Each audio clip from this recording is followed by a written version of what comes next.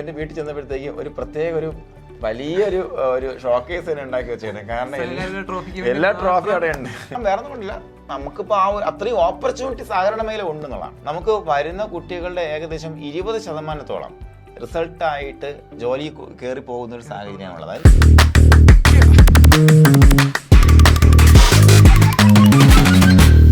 എല്ലാവർക്കും നമസ്കാരം. നമ്മളോടൊപ്പം ഉള്ളത് ശ്യാം സാറാണ്.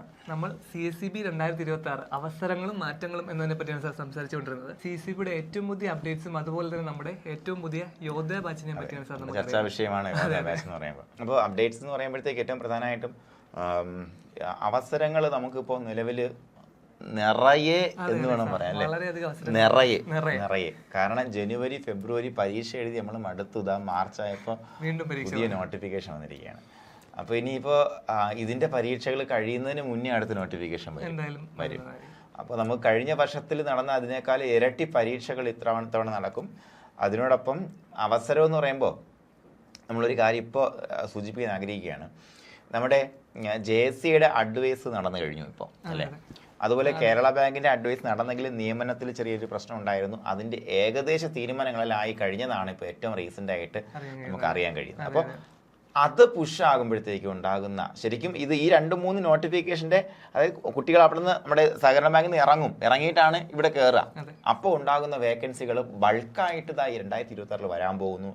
ഇതാണ് നമുക്ക് വരുന്ന ഏറ്റവും വലിയ അവസരം എന്ന് പറയുമ്പോഴത്തേക്കും. ഒരുപാട് അവസരങ്ങൾ നമ്മളെ കാത്തിരിക്കുന്നുള്ളതാണ്. അപ്പോൾ അതിനുവേണ്ടി നിങ്ങൾ പ്രിപ്പയർ ചെയ്യുക, നന്നായിട്ട് പ്രിപ്പയർ ചെയ്യുക. അപ്പോൾ അതിനിടയ്ക്കാണ് നമ്മുടെ യോദ്ധ ബാച്ചിനെ കുറിച്ച് അല്ലേ.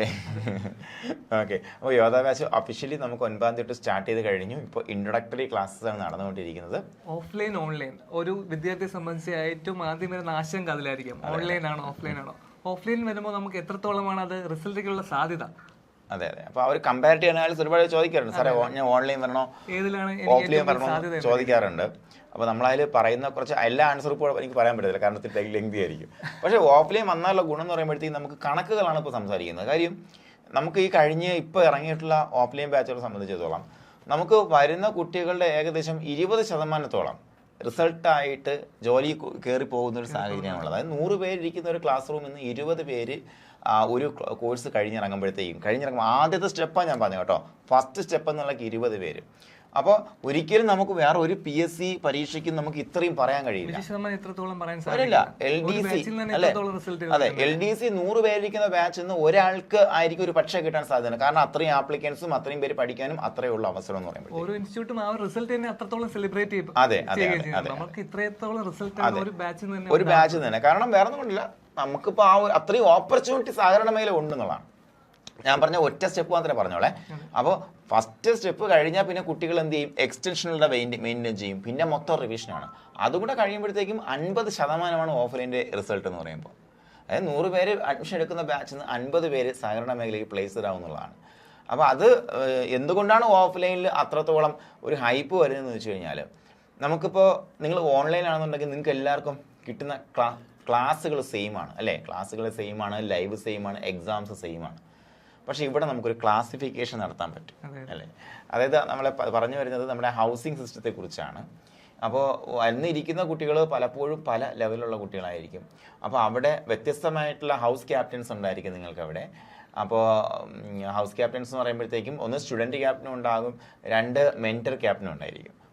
പല മത്സരങ്ങളിലും ഇതേപോലെ ഹൗസിംഗ് സിസ്റ്റം ഫോളോ ചെയ്യുന്നുണ്ട്. അപ്പോൾ ഇവിടെയും നമ്മൾ ഹൗസിംഗ് സിസ്റ്റം ഫോളോ ചെയ്യണം. അപ്പോൾ ഹൗസിന് ഒരു പേരുണ്ടായിരിക്കും, ഉള്ളിൽ തന്നെ ഒരു ഹെൽത്തി കോമ്പറ്റീഷൻ.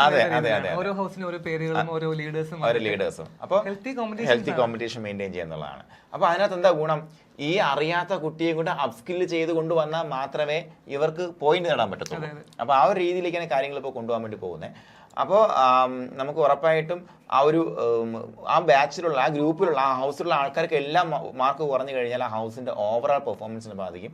അപ്പോൾ ഇത് സഹകരണത്തിന്റെ രാശിയാണ്, each for all and all for each എന്ന രാശിയാണ് നമ്മളിവിടെ നടപ്പിലാക്കാൻ വേണ്ടി ഉദ്ദേശിക്കുന്നത്. ഓരോ കുട്ടികൾക്ക് ഓരോ കഴിവുകളും ഓരോ ചിന്തകളും പഠനത്തിൽ അവർ അങ്ങനെ തന്നെയാണ് ഇരിക്കുന്നത്. അപ്പം ഒരു കുട്ടി കുറച്ച് പഠനത്തിൽ പുറകിലാണെങ്കിൽ ഏറ്റവും നന്നായി പഠിക്കുന്ന ഒരാൾക്ക് ഓരോ സബ്ജക്റ്റിൽ അയാളെ ഹെൽപ്പ് ചെയ്തെങ്കിൽ അവരെ അപ്സ്കിൽ ചെയ്ത് മുന്നോട്ട് കൊണ്ടുവരാൻ ചെയ്യും. കാരണം ചില നമുക്ക് ഭയങ്കര മടിയായിരിക്കും അങ്ങോട്ട് ചോദിക്കാം. സാർ ഇരിക്കുമ്പോഴത്തേക്കും നമുക്ക് നമ്മളെ ബേസ് സംശയം, ഇതിനെ ചോദിച്ചാൽ എന്നെക്കുറിച്ച് എന്തെന്ന് വിചാരിക്കും.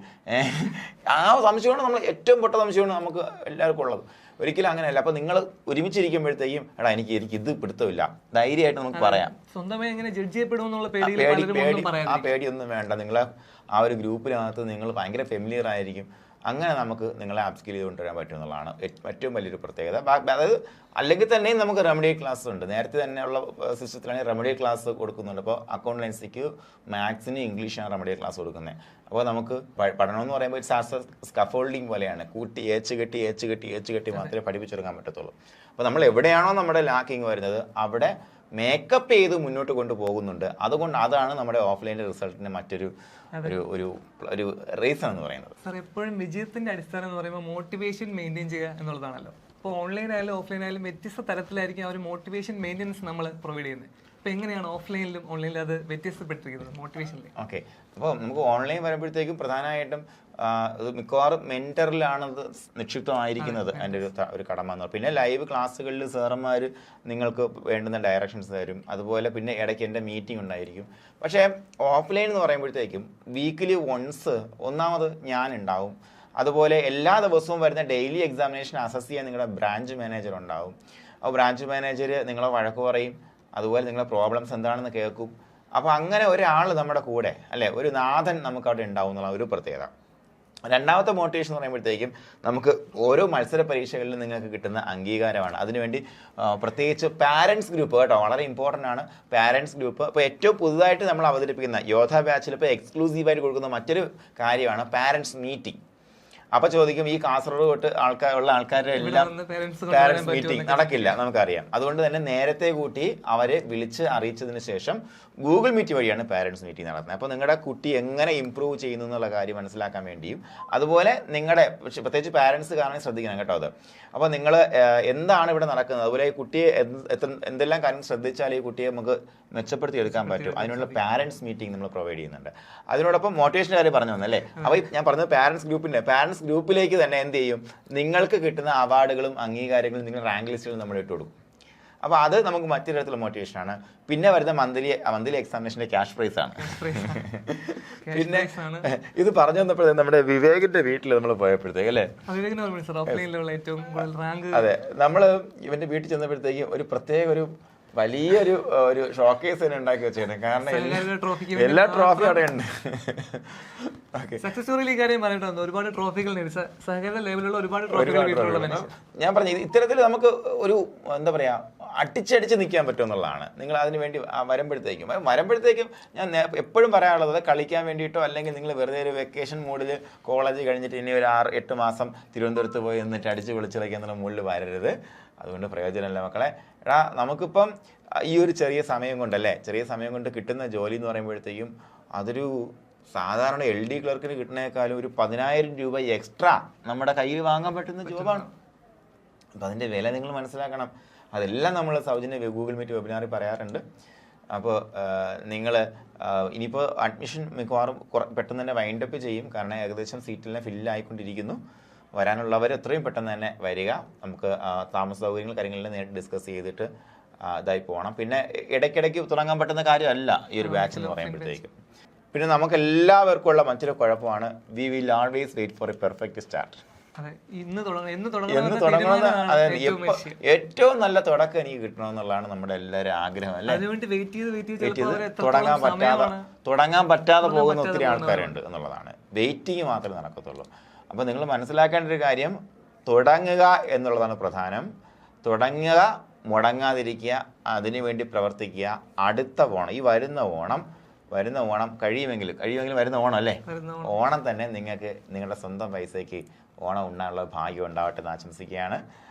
തിരുവനന്തപുരത്തേക്ക് നേരെ കയറി പോരാ മക്കളെ, നമുക്ക് ജോലിയായിട്ട് മടങ്ങാം. ഓക്കെ, അപ്പോൾ എല്ലാവർക്കും വിജയാശംസകൾ നേരം അല്ലേ സാർ? Okay, thank you.